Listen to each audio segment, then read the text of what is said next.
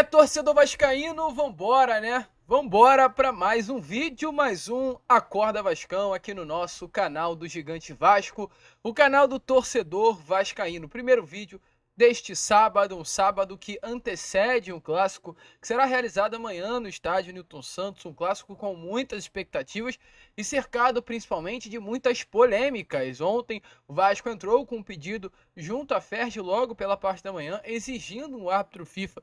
Na partida que estará acontecendo amanhã, a FERJ rejeitou o pedido do Vasco e na reunião que foi decidido o árbitro, apenas a diretoria do Botafogo se fez presente. O árbitro já foi definido.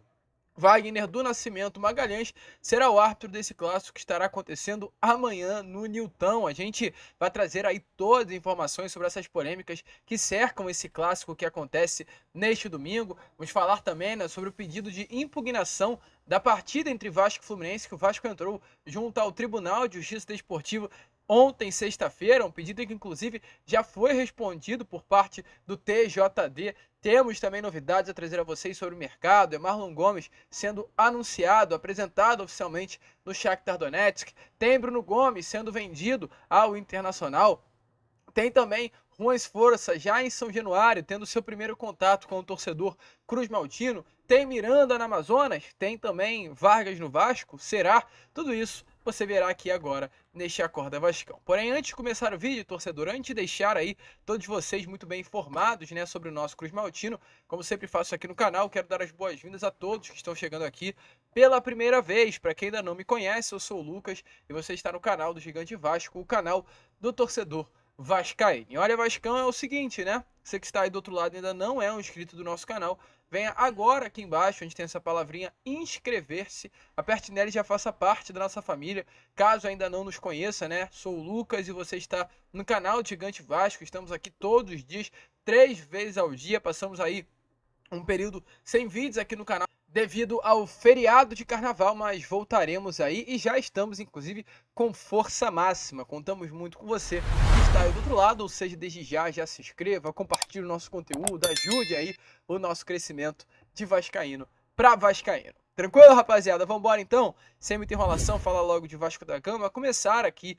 primeiramente, né, este Acorda Vascão, falando sobre a preparação para este clássico que estará acontecendo amanhã contra a equipe do Botafogo. Pois após enfrentar o Fluminense da quarta, folgar na quinta, ontem, sexta-feira, o elenco do Vasco voltou ao CT Moacir Barbosa para mais um dia de preparação, como aparece aí na imagem a vocês. Um dia agitado, um dia tenso, um dia quente no nosso centro de treinamento, e hoje o elenco retornará para o segundo e último dia de treino antes desse clássico que estará acontecendo amanhã pela 9ª rodada de Campeonato Carioca. Para o confronto, o Vasco não contará com duas peças do seu principal setor nesse momento, e até o setor mais forte do elenco, Cruz Maltino, que é o seu setor defensivo. O Vasco não contará com dois dos seus principais jogadores, dois dos seus titulares, o chileno Gary Medel, também capitão, e também o outro zagueiro João Vitor, a maior contratação do Vasco da Gama neste primeiro momento de 2024. Os dois que foram zagueiros titulares, né, contra o Fluminense. O Vasco entrou com uma trinca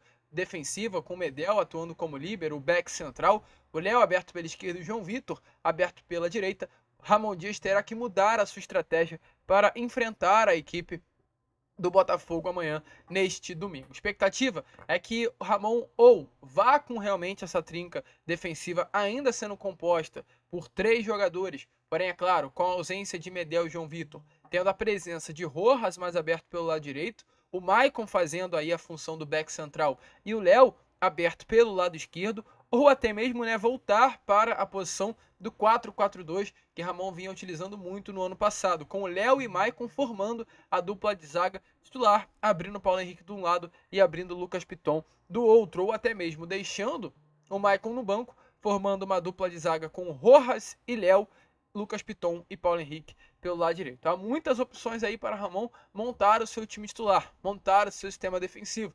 E até uma peça importante aqui a voltarmos sempre a dizer a vocês: hoje o sistema defensivo do Vasco é a parte do elenco mais forte. E o Vasco perde seus 2 titulares, porém mesmo assim ainda tem opções para colocar dentro do elenco. O Vasco perdeu Medel e João Vitor, mas tem Maicon e Rojas para suprir as ausências desses 2 titulares. Então hoje, de fato, o sistema defensivo do Vasco é uma parte do elenco muito forte. O Vasco perdeu 2 jogadores e tem 2 peças de reposição que, é claro, não são à altura, mas são 2 peças de reposição que fazem com que o elenco cruzmaltino ainda continue a ser um elenco equilibrado. E para esse jogo de domingo, havia marcada uma reunião na FERJ ontem, sexta-feira, para definir a arbitragem. Essa reunião foi convocada ainda na sexta-feira pela Federação de Futebol do Estado do Rio de Janeiro. O Vasco e o Botafogo foram convocados para definir quem seria o árbitro de campo. O Vasco se recusou a estar presente nessa reunião e fez aí um comunicado oficial à FERJ exigindo que o árbitro de Vasco da Gama e Botafogo viesse a ser um árbitro estrangeiro, um árbitro do quadro da FIFA, um árbitro brasileiro, porém do quadro de árbitros da FIFA, que não estivesse presente no quadro de árbitros da FERJ. Ou seja, o Wagner do Nascimento Magalhães é o árbitro FIFA, mas é o árbitro que faz parte do quadro de árbitros da FERJ. Não era esse o nome que o Vasco da Gama queria.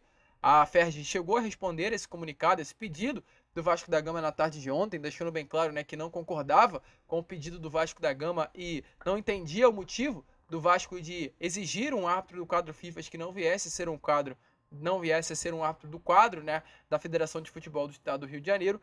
E mesmo diante da ausência de profissionais do Vasco da Gama, ontem houve essa reunião entre a FERJ e dirigentes do Botafogo. E durante a reunião foi definida a arbitragem, nome que foi estabelecido em comum acordo entre FERJ e Botafogo foi o nome do Wagner do Nascimento Magalhães, árbitro FIFA, o árbitro que apitou Vasco e Flamengo no domingo retrasado. O árbitro aí que infelizmente, né, teve no seu jogo a grande polêmica da penalidade máxima, na minha opinião, inexistente, marcada em cima do senhor Arrascaeta. Um lance em que João Vitor nitidamente pega apenas a bola, mas que infelizmente, né, Wagner do Nascimento Magalhães marca a penalidade, um lance que foi até checado pelo VAR, mas o Wagner continuou com a sua ideia e o pênalti foi marcado. Então o clima é ruim, Wagner estará presente sim no clássico amanhã dentro do estádio Newton Santos. É a torcer, né, esperar que nenhum erro possa vir a ser cometido novamente pela arbitragem. Além disso, o Vasco também na tarde de ontem, sexta-feira,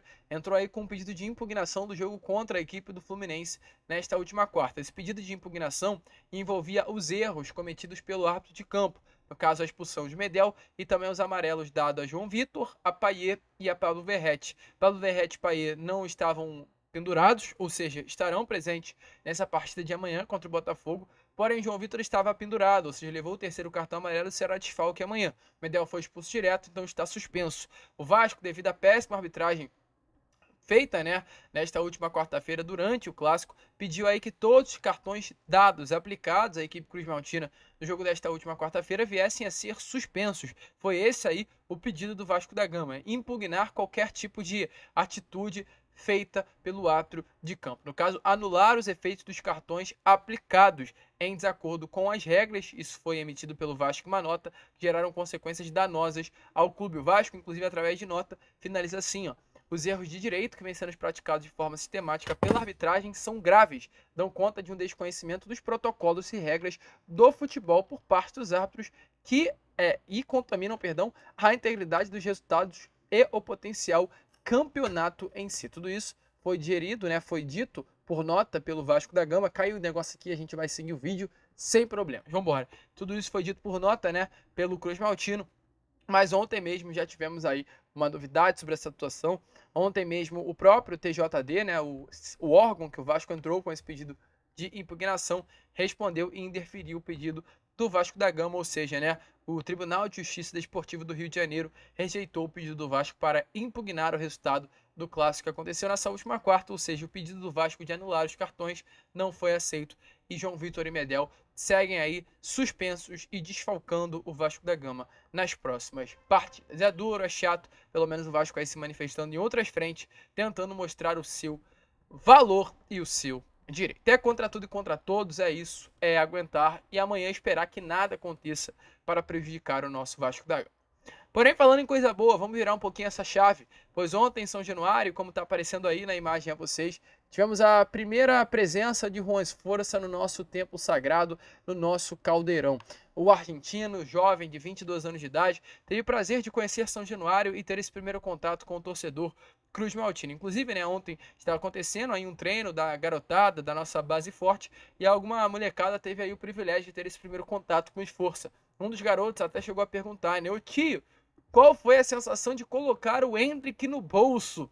Porque é importante lembrar, nesse último domingo, a seleção brasileira e a seleção da Argentina se enfrentaram pelo pré-olímpico. A seleção da Argentina venceu a partida pelo placar de 1-0 e o Juan Esforça foi um dos grandes destaques, se não o grande destaque do jogo, conseguindo 6 desarmes na partida, anular completamente o atacante palmeirense que foi vendido por milhões e milhões para o Real Madrid. Então o Juan Esforça chega com muita moral. Ontem ele esteve aí em São Januário para ter, né, de fato, um dia ali de mídia, um Media Day, como é conhecido, tirar algumas fotos, fazer alguns conteúdos para a Vasco TV, ter esse primeiro momento como um reforço do Cruz Maltino. Em breve aí o anúncio deve acontecer, inclusive a expectativa é que nessas próximas horas de sábado, Juan Esforça já venha a ser anunciado como mais novo reforço da nossa colina histórica. Um baita jogador, um jovem promissor, chega aí para reforçar esse tema de meio campo do nosso Vasco da Gama. E além disso, né, claro, ainda temos muitas informações para trazer aqui a vocês. Se tem jogador chegando, tem movimentações também no mercado com relação a saídas e há movimentos no mercado de atletas que já fizeram parte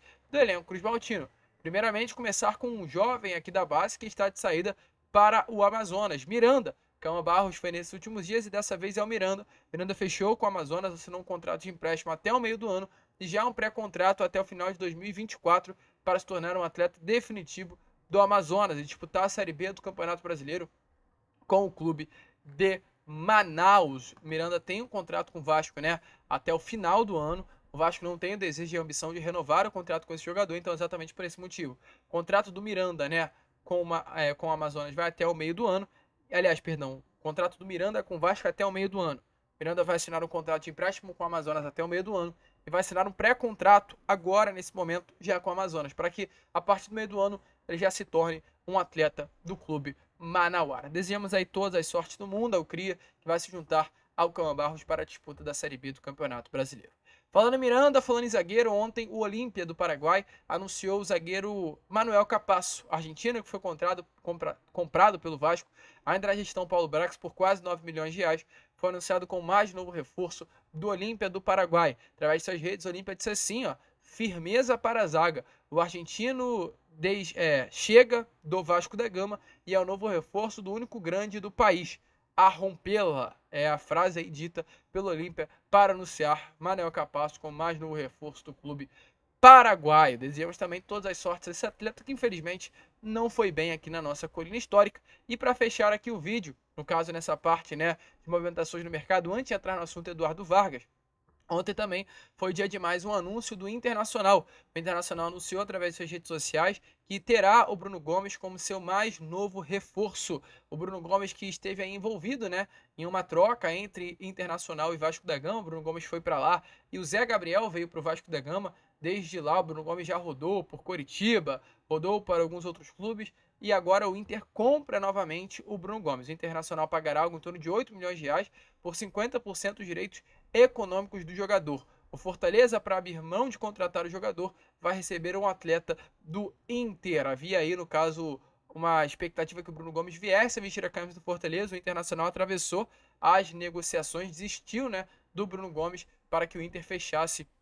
No caso, Fortaleza desistiu do Bruno Gomes para que o Inter fechasse com esse atleta e o Inter vai dar aí uma compensação ao atleta Matheus Dias ao clube nordestino para conseguir a compra do Bruno. O Vasco ainda detém 50% dos direitos econômicos do jogador, ou seja, caso haja uma venda futura, o Vasco receberá uma forte quantia dos valores desse jovem jogador de apenas 22 anos, que também, né, foi um destaque da seleção brasileira nesse pré-olímpico sub-23. E só para fechar aqui este Acorda Vascão, falar sobre uma boa informação que anima aí boa parte da torcida vascaína, né, sobre Eduardo Vargas. Qual foi a informação que temos a trazer aqui a você, torcedor vascaíno?